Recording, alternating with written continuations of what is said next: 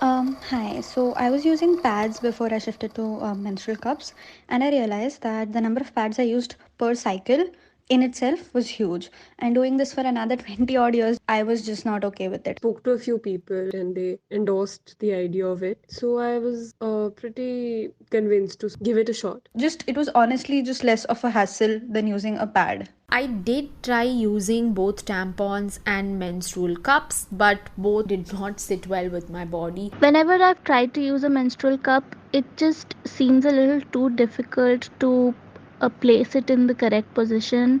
I have thought about it, but I don't know enough about like cups and stuff to know if they're safe. You're listening to the Quint's podcast. If you've been on the internet in the last couple of years, chances are you know about the menstrual cup. This eco-friendly alternative period product that saves you money while also saving the planet. But are you overwhelmed, intimidated, or unsure about actually using it? And maybe you've tried it but weren't able to, and you're thinking, what am I doing wrong? Hello everyone, I'm Anoushka from Quint, and today I'm joined here with Dr Tanaya Narendra, or as she's known on the internet, Dr Cuterus, and we're taking a deep dive into all things sustainable period products, especially the famous cup. Throughout the course of the podcast, we'll also hear from people like you who share their experiences with menstrual cups. Some swear by it, some haven't been able to get the hang of it, and others just have some questions. Thank you so much for joining me, Dr. Tanaya. Thank you so much for having me. Getting right into it, currently we have so many different types of menstrual hygiene products in the market, so many alternatives that we didn't have a few years ago. So, can you give us a quick overview of the kind of sustainable menstrual hygiene products that we have right now, what they are? We have a huge variety available. We have menstrual cups, we have reusable pads, we have period panties, we have menstrual discs. I mean, there's just so many different kinds available these days. And it's really wonderful because then everybody has their own method that works for them. So, I mean, there's something for everybody essentially. Right. Okay, let's talk about menstrual cups because those are some of the most popular, sustainable menstrual hygiene products out there. Like you mentioned, there are so many different kinds available. There are ones which are collapsible, disc ones with rings and stems and so forth. So if you're a complete newbie, how do you decide which one to go for, which one to choose? I think it's a bit of trial and error. Just as it takes some time to find, I don't know, your perfect shoe, it also takes some time to find your perfect cup. And all these variants and varieties that are there are just helpful for catering to different audiences. For example, I personally use a cup that has a ring at the bottom because I find it easier to pull out. So I think it's more of a choice and a preference situation as opposed to this kind of cup is better for you or this kind of cup is worse for you. Right. And you mentioned that you yourself use the cups. So can you take us through your experience of making the switch and what it's been like for you? So I started using a cup in 2017 and I was living in the UK at that time where there was one brand that was more freely available. I did feel a little bit hesitant and I wanted to use it in India, but my mom's a gynecologist and she said no. Just most Indian gynecologists have a block in their head about using anything insertable inside the vagina before you're married. But then I explained to her, and it was a new product that we didn't know too much about. So I think it was also the hesitation of what is this newfangled contraption. So I started using it on the sly, and then it worked really well for me. And eventually, my mom got around, and like now she's on board with cups. But I think it took me a couple of months of wearing pads or panty liners along with my cup as a backup because I didn't quite understand how folds work and I didn't know when to empty it because that's a little bit of trial and error situation where you just learn over time that, okay, now I think my cup should be full now. Right. And then it's now been, I don't even know how many years, but yeah, I'm very happy on my journey. So, like you mentioned, that was also my mother's reaction when I first started using it because I didn't tell her either. She found it like, oh my God, this is like, how can you use this? So I totally get that. But just kind of to build up on that, that's also something that a lot of newbie users face. Like, especially if you've only used pads up until then, people are kind of intimidated when it comes to something that you have to insert, especially like something as big as a cup.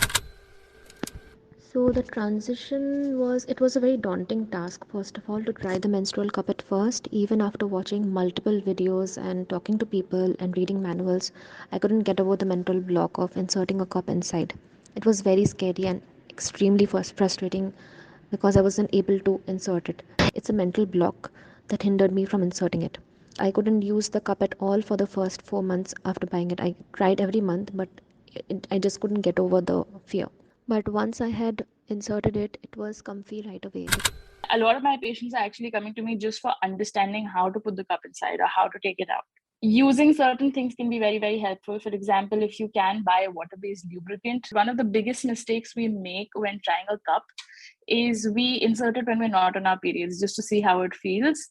But because there's no natural lubrication inside the vagina at that time, because you're not aroused and you're not on your period, it can cause irritation. It can be difficult to insert, and then people are just like, "Ye to nahi hone wala hai, isko chhod dete hain." And the other thing is that squatting is very, very helpful. So when you squat, you open up your pelvic floor in a way where things are not as tightly constricted any longer. And the other thing is that a lot of people become so tense when inserting it for the first time that they involuntarily clench their muscles. And if you're standing up, your vagina is not in the relaxed position, and you're nervous and you're clenching and you're unlubricated and you try to shove it in. It doesn't work for a lot of people that way, and this can be extremely discouraging. So when you do try it for the first time, make sure you squat, breathe in and out, get comfortable, put some lube on it, and then insert it. It'll make the whole process so much easier.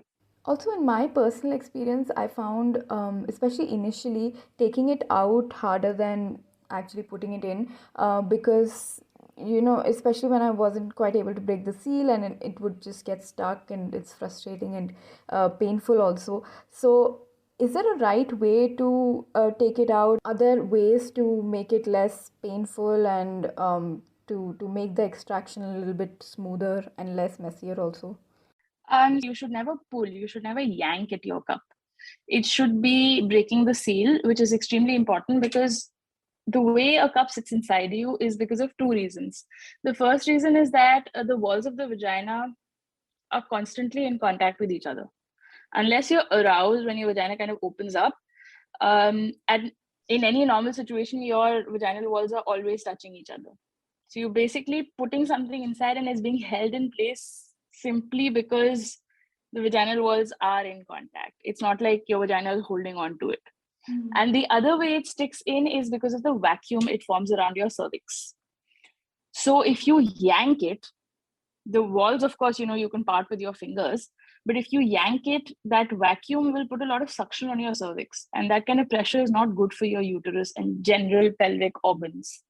So sticking a finger inside, the easiest way is to just squeeze the base to gently pinch the bottom of the cup and break the seal and bring it out, and wiggle it out instead of yanking it out. That way more blood is also contained inside and it becomes a little bit easier. It's extremely important when you're cleaning your cup, there will be holes on the top. Make sure when you clean your cup, the holes are clear. Because if the holes are blocked, a seal will not get formed adequately. And when you try to break that seal, it also won't happen properly. We know about toxic shock syndrome and tampons. Is toxic shock syndrome possible with menstrual cups also? So specific types of tampons are associated with DSS, not all kinds. It's the super absorbent kind. And we haven't had any reports of DSS happening from menstrual cup use so far, and cups have been around for a very long time. Menstrual cups are made up of this material called medical grade silicone. And the special thing about it is that it is super slippery. And it's because of that surface that it's difficult for bacteria to grow on it. Bacteria need something firm to hold on to. So the nutrition in the form of blood is definitely there, but it's difficult for them to really cling to it and form a big bacterial colony and lead to an infection. With that said, you also want to be hygienic and you want to make sure you're cleaning your cup properly, because it's not necessary that it'll cause TSS, but it can cause other vaginal infections. And one thing that's really, really important with using a cup that we all tend to skip is that every time you insert your cup or take out your cup or you're touching your cup, make sure your hands are clean.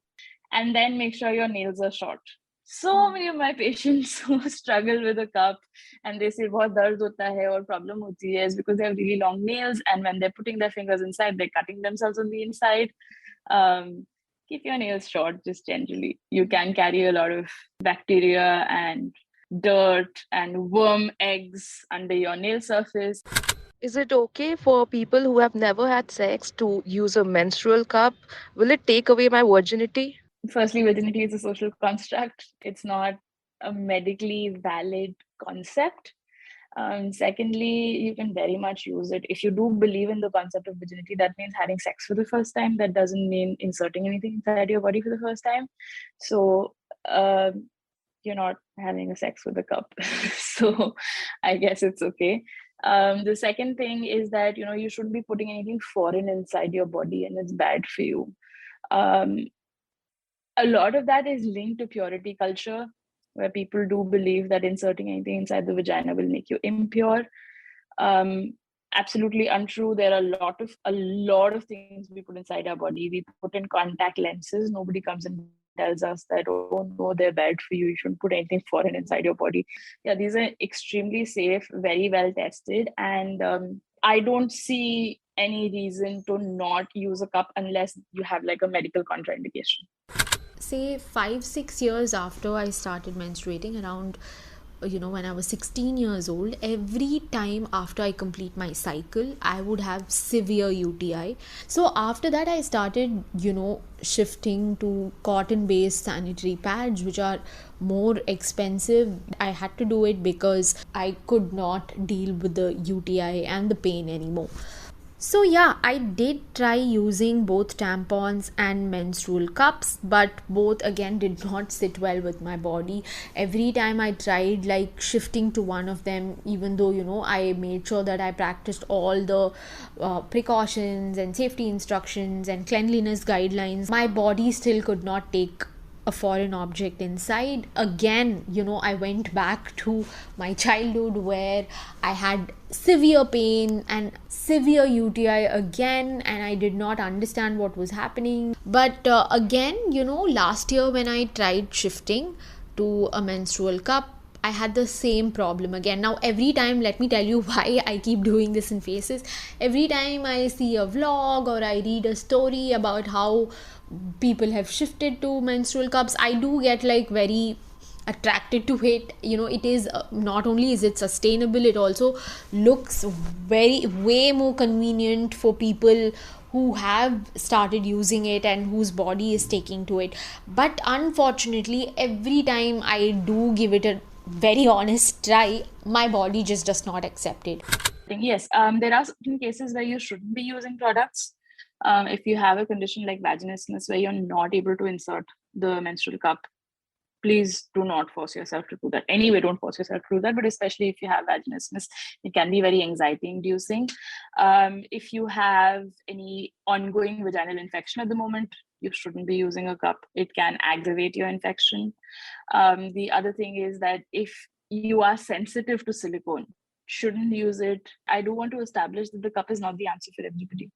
And people don't have to switch to a cup. I feel like there's a lot of peer pressure in switching to sustainable products right now, which we should let go of. Yeah, absolutely. And there are so many people who it just doesn't suit their bodies, or even logistically, there are people who are not able to make it work because they're in jobs where they don't have access to clean washrooms all the time. But we're in a time when we're so conscious of climate change, its impact, and how much waste we're generating, that it can be really easy to feel guilty when we're contributing so much to it. But like you said, it's okay if you're using non-sustainable products, especially period products that can't be avoided if you're not able to make the switch, right? Yeah, exactly that. Menstrual products are not a luxury, they're a necessity. If you want to reduce your plastic impact, eat one less packet of chips in a month. They also come in plastic packaging. Nobody has ever told you, oh, you're a bad person, you should only buy organically packed, sustainably packed snacks. And, because you're creating havoc on the environment, that's not a necessity. So I feel like eco-anxiety is a very real fear, especially for our generation and the upcoming generation. We are seeing the real life impacts of climate change, but the burden of being more green does not lie on a menstruator in terms of their, or the period products they use. It's the same thing as going to a hospital where you're requiring medical intervention. You wouldn't worry about, oh, they're using a plastic cannula, I will only use a biodegradable cannula. Or they're using one-time use syringes and there are so many of them. Yeah. Exactly that. I mean, there's a bigger industrial impact, and companies are more responsible for climate change than period products. And nobody should be forced to use something with this, gun on their head. Oh, you have to be more green. I don't believe in that. Thanks for listening. Log on to the Quint's website and check out our other podcasts.